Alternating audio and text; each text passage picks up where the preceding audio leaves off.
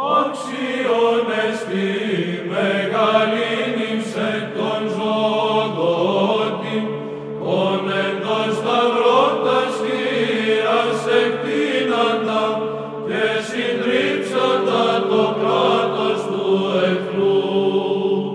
نعظمك باستحقاق يا معطي الحياة يا من بسط يديه على الصليب.